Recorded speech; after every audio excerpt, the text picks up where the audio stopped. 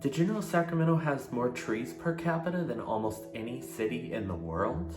Or did you know that Sacramento has been the center of 2 global music phenomena? So how did this floodplain of a city become so populous and so powerful in the shadow of its much larger and flashier sister cities, Los Angeles and San Francisco? Sacramento is a thriving, diverse metropolis and the seat of government of one of the most powerful economies in the world. But you don't hear much about Sacramento except maybe as the answer to a trivia question.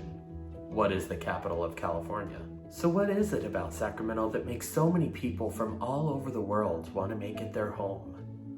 I believe that we can only know a place if we know where it came from, how we got to where we are today. So let's explore this fascinating city with a rich, vibrant history as we profile my hometown, Sacramento. So let's go right down the rabbit hole to Sacramento.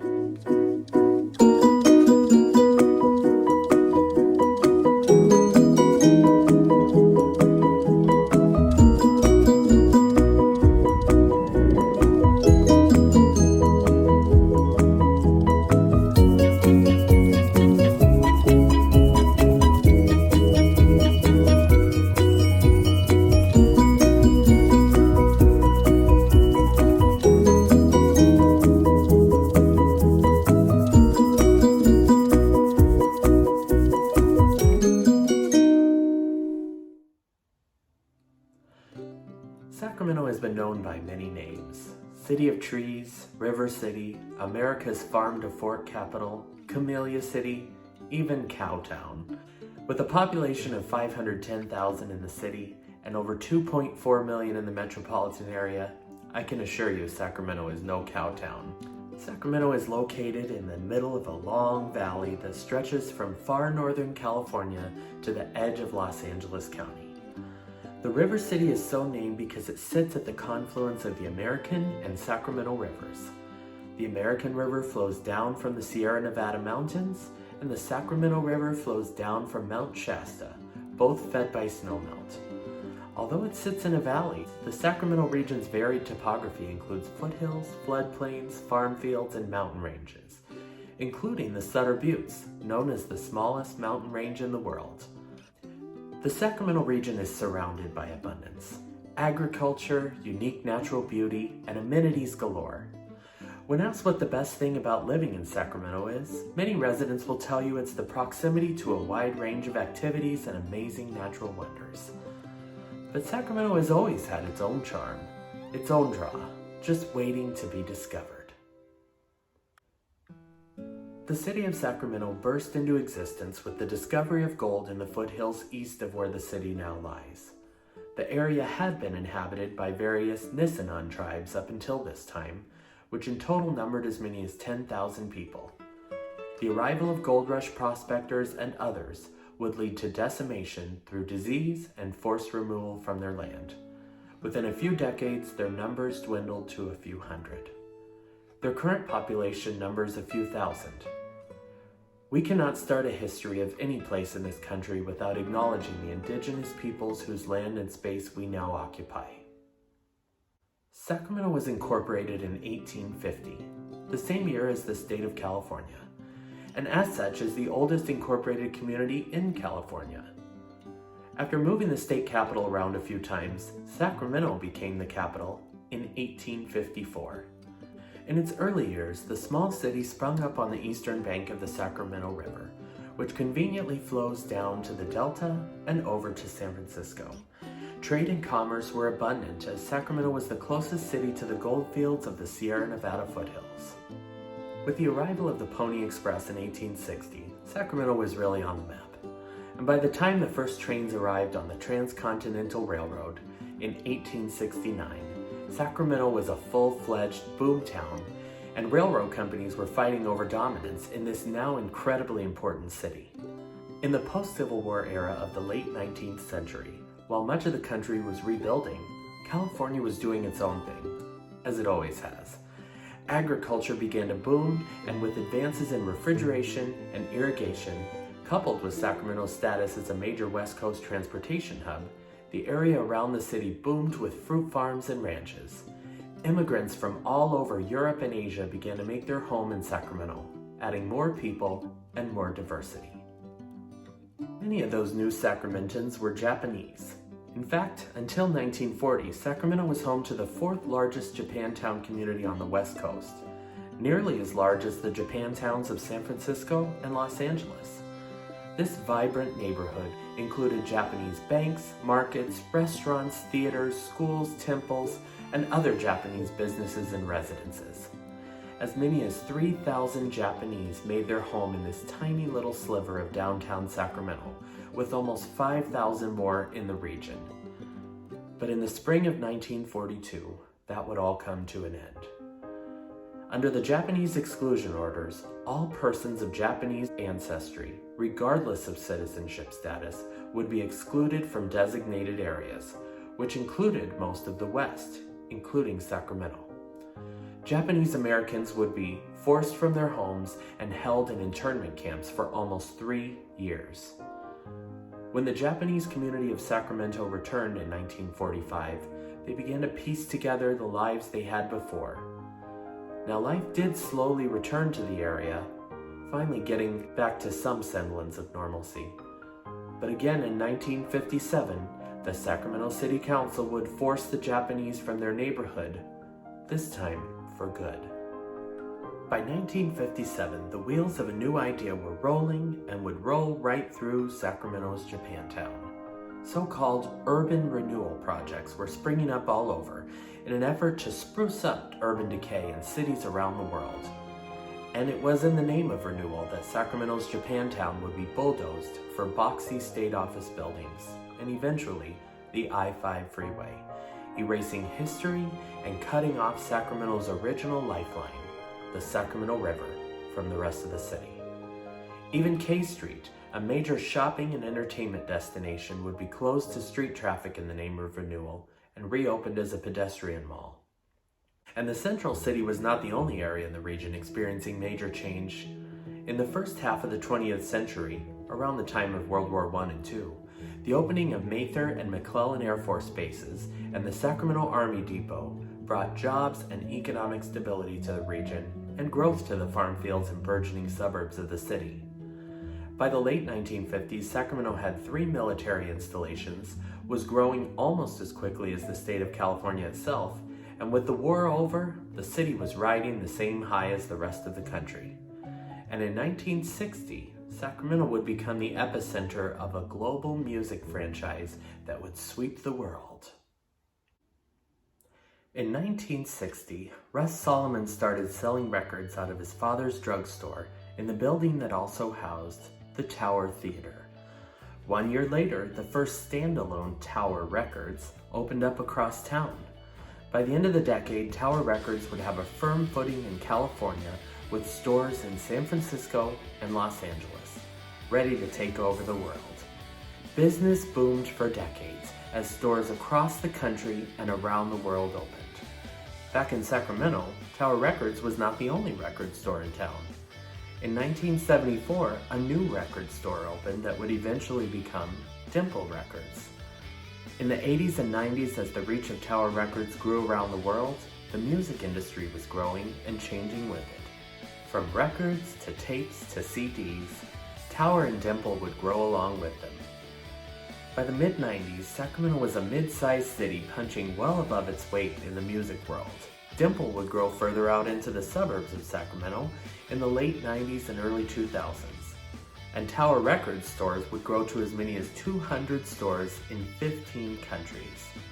But with the rise of streaming music and increasing competition, Tower Records could not hold on to its global grip on the music store world. In 2006, just before Christmas, on a day that is still heavy in the heart of many Sacramentans and music fans around the world, Tower Records closed its first and final store. But the legacy and the lesson of Tower Records was not gone or forgotten. Shortly after Tower Records closing, the owner of Dimple Records, Dylan Radakovitz, was attending a conference with other independent record store owners, and they were discussing the challenges facing record stores with streaming. One of them proposed a comic book store day, which Dylan thought was something that wouldn't fly. But she did think that just maybe a record store day would work. Special editions of albums and records to keep the buzz going around record stores, and maybe, just maybe, save them from the fate of the iconic Tower Records. So, she brought the idea to record store executives, and the idea has caught on and brought lines around the block and booming business to record stores around the world. Now, by the time Tower Records closed in 2006, Sacramento was a larger region than ever before, and the region as a whole had changed dramatically. In the 90s and early 2000s, the Air Force bases and Army Depot had closed, and Sacramento was no longer a military town. In spite of this, the city continued to grow because of job opportunities in state government, technology, healthcare, and education. But in the late 2000s, recession would hit Sacramento harder than most cities. Unemployment skyrocketed, businesses closed, many lost their homes, and the city and region fell on very hard times. Sacramento took longer than other cities to recover from the recession, and unfinished projects and neighborhoods sat as empty lots or as building shells for years. But by the mid-2010s, Sacramento had picked itself up again, and the city was booming. Especially, for the first time in a long time, the Center City. The Center City, now called the Grid, had been revitalized and was now the center of the metropolitan area of Sacramento. Within the Grid, Midtown Sacramento had always been a draw, with tree-lined streets, coffee shops, restaurants, and charming old homes. But the downtown had always struggled to bring back residents and businesses after the urban renewal and development phases of the mid-20th century. Various efforts had been made to revitalize downtown, with little success. But the big catalyst for revitalization was the relocation of the Sacramento Kings Arena to downtown at the former east end of Downtown Plaza, at the former site of the now closed Hard Rock Cafe. The new arena has brought concerts, businesses, and life to the heart of Sacramento. Even K Street, closed 42 years earlier, was now reopened to traffic as new restaurants, businesses, apartments, and condos were brought to the once lively district. Throughout its history, Sacramento has always drawn a diverse, unique populace. As a result, since the early 2000s, Sacramento has been consistently ranked as one of the most, if not the most, diverse city in the country, attracting artists, restaurateurs, musicians, and entrepreneurs from all over California, the country, and the world. These scenes were all represented before, but with the diverse influx of people and talent, it's only gotten richer. Two scenes in particular have flourished in post-recession Sacramento: the restaurant scene and the art scene. Now, the restaurant scene has really taken off with the proximity and availability of farm-fresh food under the branding America's Farm-to-Fork Capital. Now, being surrounded by one of the world's most productive agricultural regions, Sacramento has become known as a place where fresh, local food is abundant and available, not just at your local restaurant, but in your local grocery store. The farm-to-fork idea even has its own festival. Now, the art scene has really taken off too. Adding to the region's existing art scene, in 2016, Wide Open Walls made its debut in Sacramento, turning blank walls all over the Center City into canvases for artists to bring new life and whimsy to the city. Art galleries and festivals have brought a liveliness not seen in decades or longer, with unique artistic exhibition from visual and culinary to musical arts.